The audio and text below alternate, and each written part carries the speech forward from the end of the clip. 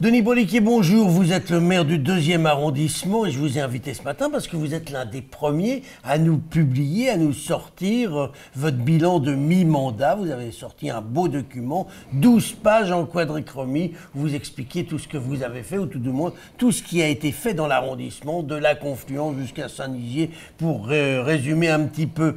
Quand je vous écoute souvent, vous nous expliquez que les maires d'arrondissement n'ont pas beaucoup de pouvoir et que c'est la mairie centrale qui fait à peu près tout, surtout quand ça va mal, c'est la mairie centrale. Comment vous réussissez à nous dire que là, c'est vous qui avez fait des choses, puisque finalement, le maire d'arrondissement a peu de pouvoir? Ce document, il n'est pas fait pour tirer gloriole de tout ce qui a été fait.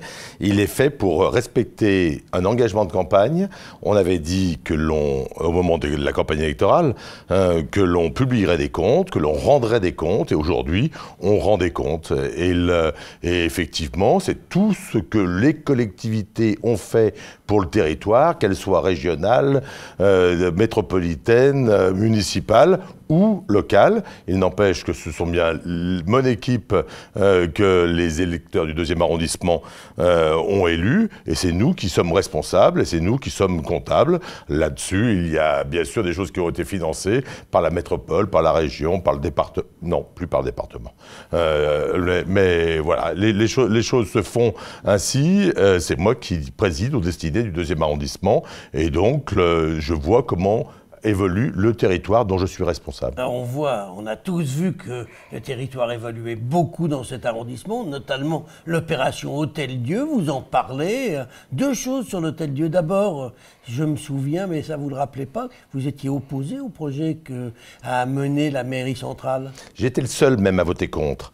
Le seul dans un jury de 17 personnes, je crois, parce que j'aurais préféré que le projet de l'Hôtel-Dieu conserve une option de solidarité, une option sur le savoir. On n'a pas respecté ce bâtiment. On l'a parfaitement respecté en termes de pierre, en termes de patrimoine. On ne l'a pas respecté en termes de destination. Avoir des commerces de luxe, un hôtel de luxe... Oui, mais il va y en avoir. Voilà, je trouvais que c'était pas respectueux du bâtiment. Voilà, donc je n'avais pas voté pour. Aujourd'hui, j'accompagne ce projet. C'est un grand projet, c'est un beau projet, c'est un beau projet pour la presqu'île. Eh bien, voilà, j'aurais préféré autre chose. Dites-moi, Denis Bolliquier, on parle des commerces. Ils ne devaient pas ouvrir pour le 8 décembre ? On avait parlé effectivement d'une livraison pour la fin de l'année. Et ça ne sera pas le cas. Aujourd'hui, on nous parle d'une livraison pour le printemps prochain. Donc il y a du retard. Attendons. Ben non, mais il y a du retard, puisqu'on avait promis pour le 8 décembre. Visiblement, il y a un peu de retard. Ensuite, vous savez qu'aujourd'hui, les commerces, il faut plusieurs mois pour aménager ce qu'on appelle les coques, les espaces commerciaux. Donc, attendons de voir comment les choses se passent. Dans quelques mois, le Grand Hôtel-Dieu ouvrira avec ses bureaux, avec ses commerces, et puis l'année prochaine, avec un hôtel. Alors, autre sujet qui intéresse beaucoup les habitants du 2e arrondissement, et d'ailleurs d'une façon générale tous les Lyonnais qui passent sur les quais de Saône, le parking Saint-Antoine. Alors là, on peut parler de retard, puisqu'on est à, je sais pas, 1 an et demi, 2 ans de retard. Un peu plus de 2 ans. Ça va se terminer ? Oui, ça se terminera en 2021. En 2021 ?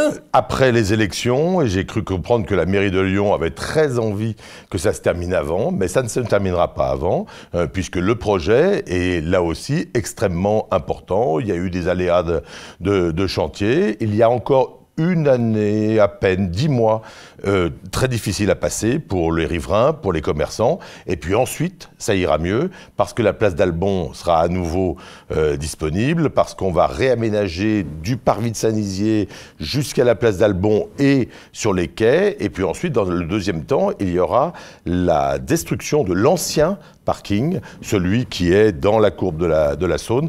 Et là, on verra enfin ce quartier changer, évoluer notablement. Denis Bolliquier, avant de nous quitter, juste un petit mot. On a tous entendu dire que Paris allait se priver de la Grande Roue. Est-ce que la Grande Roue lyonnaise est appelée à être pérenne sur la place Bellecour tous les ans ? Alors, si ça ne tenait qu'à la mairie du 2e arrondissement, on ne l'aurait pas aussi longtemps. Pourquoi pas une grande roue ? On n'a pas besoin peut-être d'avoir une grande roue 3 mois ou 4 mois par an. Eh bien, on en restera là pour aujourd'hui. Et on rappelle aux Lyonnais que vous avez sorti un document sur ce bilan de mi-mandat. Denis Broliquier, je vous remercie. Merci.